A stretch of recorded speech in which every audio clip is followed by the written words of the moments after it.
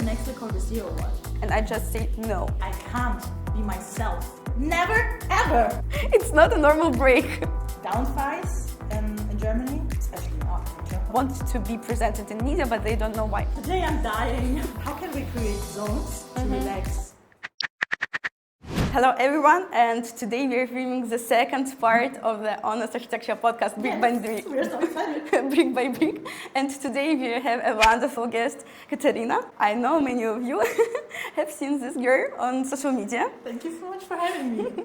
Thank you for coming. And we are filming exactly in Hamburg, where our beautiful guest is working. So the first question will be, of course, how did you feel during your architecture studies? Do you ever thought about, like, it's not my way? Of course I did.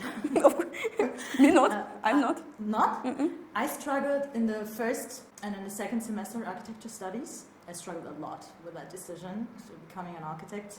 Why? And I was like, what the hell am I doing here?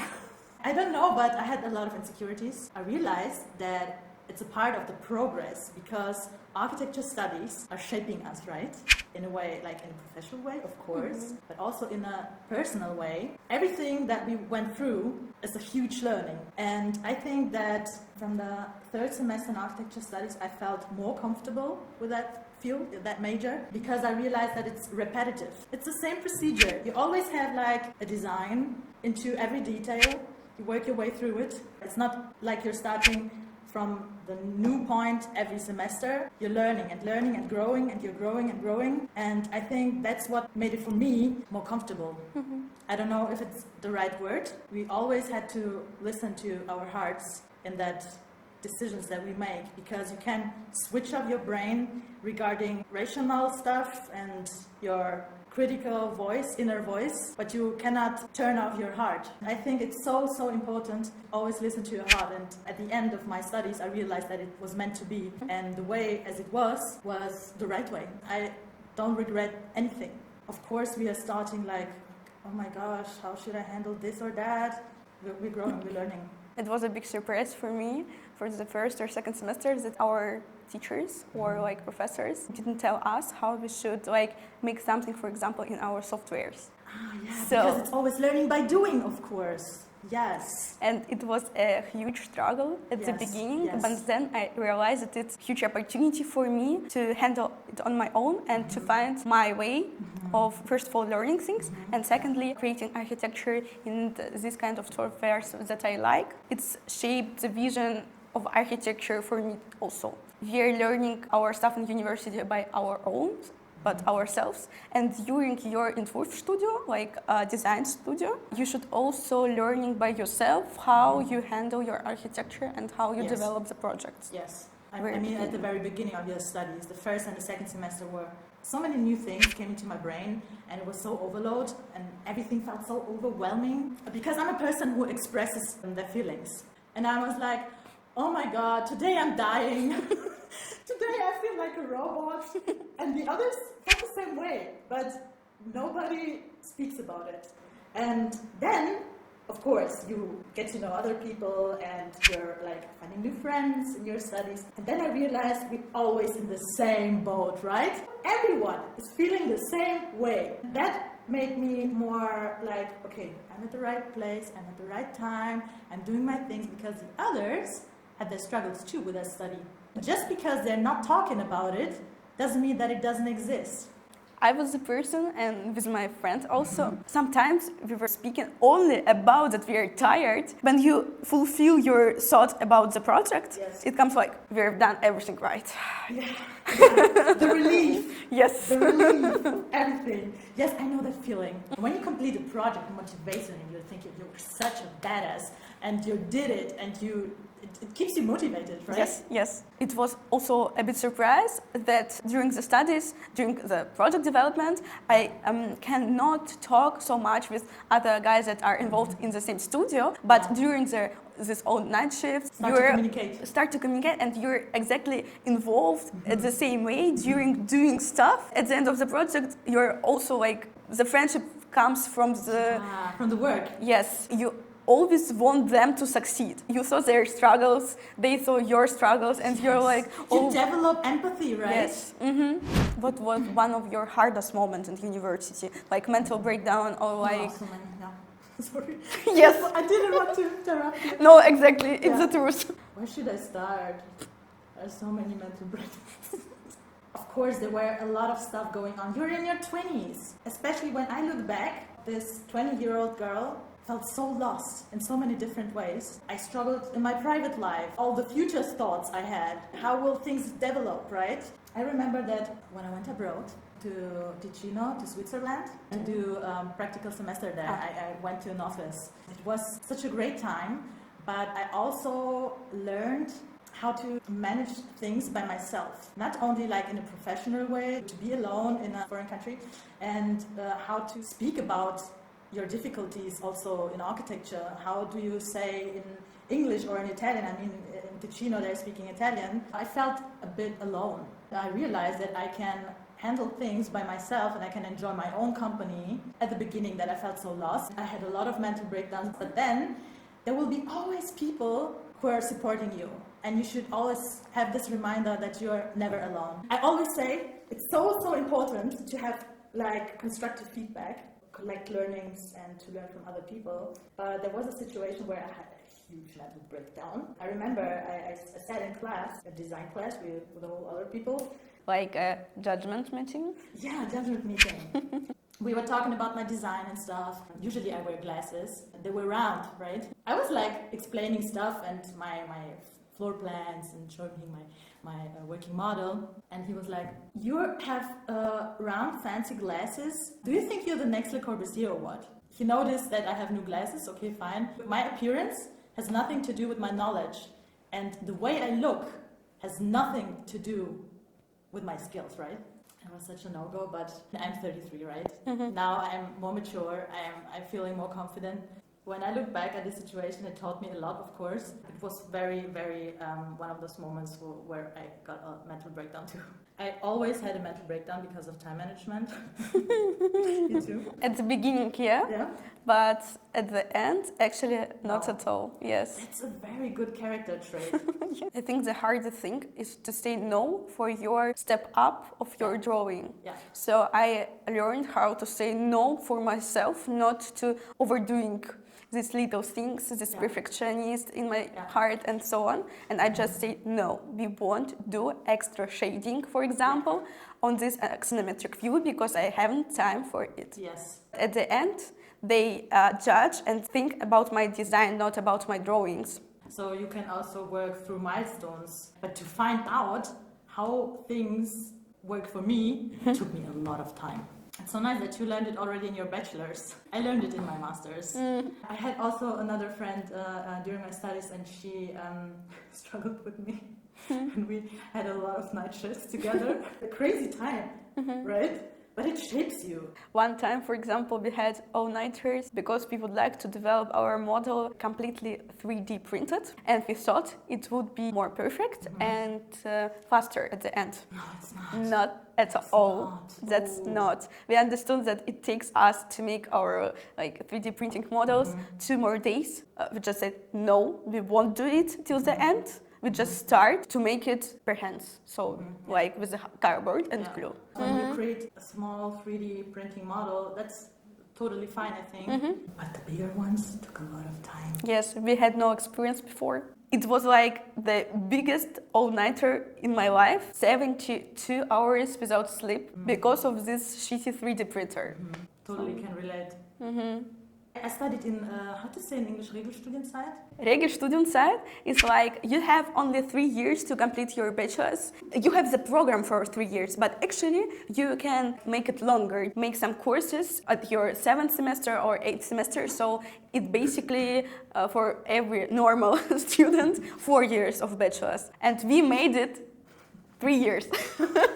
Regular study time. Yes, I'm always saying, also like in my videos and stuff, you should take your time and you should do it in your own pace. This regular study time killed me sometimes. Me too. I was a Hindi. I did this 3D tutor courses. Oh, cool. When I studied, I did a lot of excursions, and I had also another part-time job in an office. Wow. But only during my semester vacation time. That was also very, very challenging. Squeeze everything in this kind of time frame. This is also a kind of progress that shaped me too.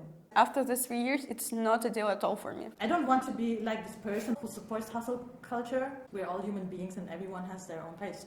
What was your first job experience and how did you feel at the very beginning of the career? One thing that I experienced when I had my first job in an architecture firm, that I can't be myself, a truly natural self. I love to share my thoughts or like my designs, and it made me feel sad a bit, especially at the beginning when I finished my master's. Shout out an die Hochschule Kaiserslautern.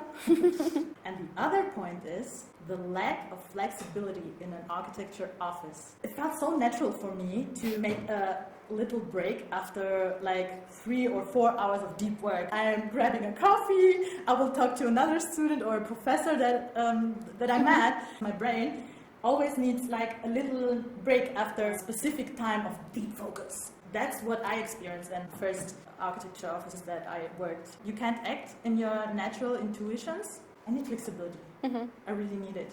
For me, it was very hard to focus 8 hours straight. Totally. It was impossible for me. Just in general, in my private life, my first job was in social media marketing as I was 15 years old. Wow. Yes. 15? Yes, just after moving to Germany.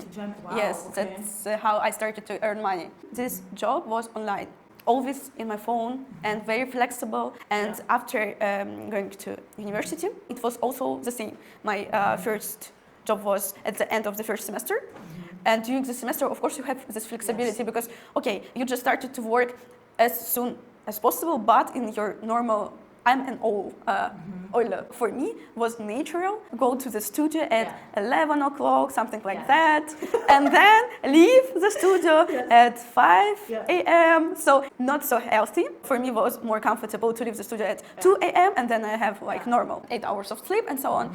But in the office, first architectural job position, it was like that he came to office at 7 a.m. and I was like, I will die. Yes, I'm an idol too. Okay, when you get a bit older, of course, I have another like day rhythm, but I am my natural self. I am an idol. So, but I am used to it. It was the first struggle, and second is 8 hours of concentrate doing. Yes, exactly. I can work 10 or like more hours, but with these breaks. Little breaks, yes, me too.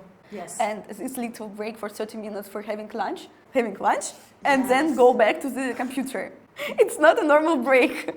No, it's not. Because your brain needs a reset after a few hours of work, of really deep work. That's why people start to procrastinating at work and start doing something like private. Yes. But I ask myself how things will develop because we're speaking about topics like that. They're not developing. But I have hope that we are like working also on different working models, right? Maybe it will work out because, I mean, the early birds can do their thing too, right? Yes. You can do whatever you want, but I'm a night owl. I really love this exchange that we're talking about this, freely. I'm so alone with this kind of thoughts because nobody shares. Actually, that's why I started to make this podcast more honest. We're not robots, we're doing stuff differently. And this is what makes us humans, right? Yes, exactly. When we freely can do whatever we want to do with our schedule, it's at the end makes our like brain working in a better way because we're not stressed because of the environment we should be within. I have a question for you. Okay. When do you feel the most productive and when do you feel the most creative? Productive? Yeah. 8 p.m. I'm at home, laying in bed. And for me was exactly a little struggle just to have this like chairs because I'm working in this lay position at home. And this is your comfy zone, right? Yes. You feel the most productive when you lay in your bed and do stuff. Yes. That's such a great thing. Really. I'm like, I just don't count hours when I work in my bed. Me neither. And just I also work a few things. I also work very often in my bed. And I don't fall asleep. So many other guys said me, how can you work in your bed? It's like you fall asleep. No, me not. It's my comfort zone. Yes. One time I worked 17 hours, only having one break for lunch. I was just concentrated not about thinking like how comfortable I feel, just doing the stuff because I feel as comfortable as that could be. Yeah. And then you don't waste your time thinking, how can I sit on this fucking chair? But when do you feel the most creative? Late at night. When you're relaxed. Yes. And that's such an interesting point. People are the most productive and the most creative when they're feeling relaxed. And involved in the theme. They are not distracted by the stress. Yeah. And I'm also like, when I'm sitting in a huge office with so many people inside, I'm hearing their calls too, right? Either I will wear headphones in this office, in this large office, open office, to get not distracted, or I'm at home and like you, working in my bed with no distractions at all. What is more productive? What is more creative? I got the best ideas when I'm staying under my shower. Because my head feels so relaxed, I got the best and creative thoughts. This kind of working models, how can we adopt this? It will be very hard. It will be very hard, I know. It's like expectation versus reality. Yes.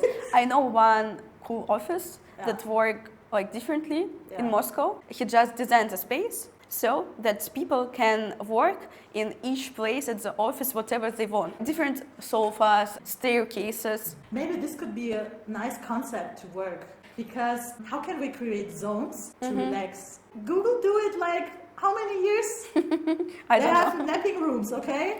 It was my dream to have a napping room in the studio, because if I have this 1 hour in my contract that I have rest for 1 hour during my 9 hours of working, then why can't I just go and have a nap? I really would love that. Because especially during the winter time, I'm a bit like a winter bear. It would be very helpful for my brain. And for me, it's very easy to fall asleep. So like 10 minutes just to fall asleep. For me, it will be 40 minutes of sleep. Yes, I can sleep like a stone. Did you ever feel like taken unseriously in the world of architecture and construction, being a woman? Me too. Never. Me too. It's like a very huge theme on the agenda of offices and of the conversation between professionals. But actually, I didn't feel being treated differently. Yes. Never. No. My environment, I had always great colleagues, and I'm very grateful for that. I've never felt like just because I'm a woman that someone treats me in a different way. Yes. Never experienced that, honestly. In Germany, me either. Yes, we are in a society that are also having problems with that. But actually in Berlin, for example, or I'm sure in Hamburg too, so no problems with that. My fear was that if I have a meeting with a big like boss of the office, then because of the authority of the person, and I was afraid that I'm a small person in general, so I'm 1.50 centimeter, and I look younger than I am. I was afraid that they won't keep me so seriously just because of my appearance. Ah, okay. It was not the reality. It was not the reality. And then it turns out, hey, we're like, we can talk about everything, about problems in a project. We can talk about like how things are going, right? It was only my fear. And every single time I was treated just the same as any other architect or any other person. Yeah. They ruined my fears. Yeah, that's a very good point, because I'm thinking sometimes like someone has a bad day or someone is thinking like this or that, but it's not. It's not. It has nothing to do with you personally. And yes. Just because people sometimes act like this or that doesn't mean that it had something to do with you. And we're always more critical to ourselves than we should be. Being self-critical, it's a good character trait because it means you're down to earth.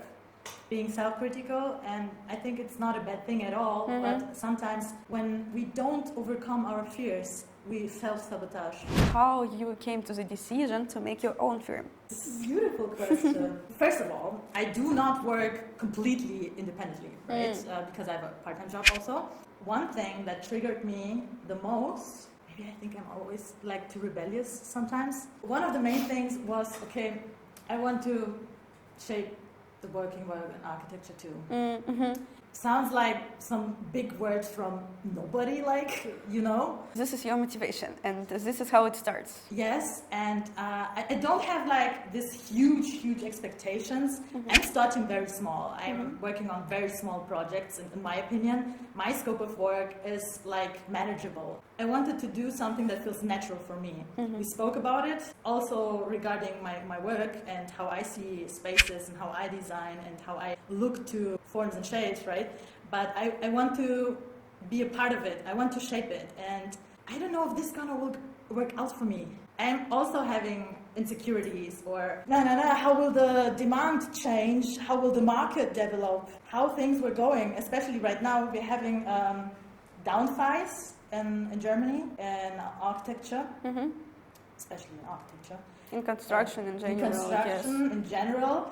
And so many people would ask me, I don't know if they would ask me, but what the hell? You're founding a studio and you're doing projects on your own way in such a very critical phase. But you have only one life. If you would like to wait for the good phase. Exactly. This is what I'm saying to everybody. When will the perfect moment come? Never. Never. Never, ever. And I think that we are always like waiting. I'm gonna found a studio when I'm thinking that I'm good enough or something like that, or when I'm ready to do it. The thing is, you'll never be ready for something. Never. This moment will never come to you. You should just do it. And it motivates me a lot that I can like develop projects or working with other people who are thinking the same way that I do. And that's why I decided to go for this step. I mean, I have also freelance experience and stuff like that. I did it years ago, and I worked after my freelance time also in other offices. But this step, like, I'm gonna like found this, and this step was so challenging.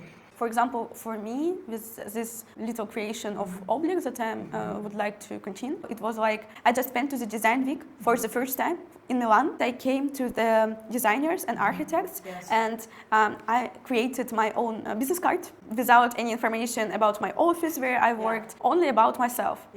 And I was there like a press, with a press pass.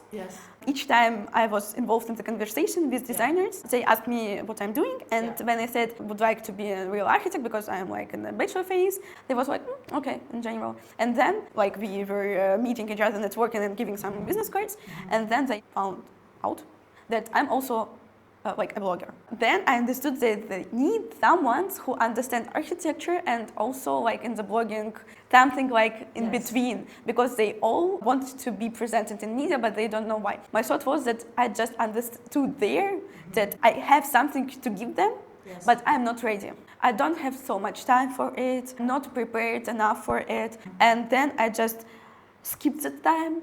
Only after these thoughts that being around in my head, after bachelor thesis, only then I was very confused that I skipped the time. Actually, I had the time. I had evenings, I had mornings, and so it's my time that I won't have right now. Doesn't matter how it will come. So I just open my a new page on Instagram and start doing at least something. And then we see. We start, and then we need to start again. And sometimes we need this process to think about this idea of doing something. Also, like to accumulate things in your head, to being prepared to do at least something to start. Yes, because when I look back, when I also worked as a freelancer, I wasn't ready for like my own huge client meetings or something like that. And I was like, oh God, okay, I need to accept that offer from another firm or something. And that's why I took a step back, which was important for me also, because sometimes when you realize it's too much, you need to take the step back. But now I feel, in so many ways, I feel more comfortable and more confident also, because I experienced things through my work, and I can handle things differently than 5 years ago. It's the same thing that you described also with Medioblik. First step is to create the thought inside your head that you should doing something, and then just another step to overcome your fear, not being ready to do it. Just tell us about your first project and how did you find it? I did like external architect for an agency here in Hamburg, and I realized, okay, you're capable of doing things independently, then you can do other projects too. Then I was like, okay, maybe I should start the social media thing. And I started to create content. Yes, it was also a request from LinkedIn that I got. I haven't searched for this certain or specific offers to do projects. I just build up my socials, honestly. Of course, people ask me to do small things like private and residential projects. Yes. Then I realized, okay, I need to dive deeper into content creation because it works, especially in architecture. And I got a ton of requests. And now I'm working on a project here in Hamburg. It was just a design concept. The other 2 projects are Mallorca and one in Zurich. Yes. Wow. Yes. The project in Mallorca it's a vacation house for staying for vacation. The other one is an apartment in Zurich. Wow. Yes. So it's not private. It's like a firm that asked you to build for yes. them. Not built, yes. Designed and then. Yes, we work together. Yes. Cool. Very cool. I'm doing this. I'm a one-man show, actually, right now at the moment. But I think, I will take a look how things will develop, right? It's always exactly the same procedure. And maybe we will take a step forward then. But right now, at the moment, I am a one-man show. Do you need some more employees at this time? The scope of work is, right now, it's manageable for me because I'm also like splitting it with my part-time job, right? And I'm a lecturer on a uni here. Yes, and congratulations for you. Thank you. It was like very cool news. I have realized that it brings me a lot of fun and joy to work with students. I really like it. What you would like to give as an advice for a young generation of architects? Your creativity and how you think is so unique. I always say criticism and constructive feedback are very important, but it should never dim your light. Whatever you're doing and whatever you went through, it shapes you, and you should turn this to your advantage. And you're young. It's your superpower, I would say. Thanks a lot for being a guest in my podcast. Thank you for having me. Yes.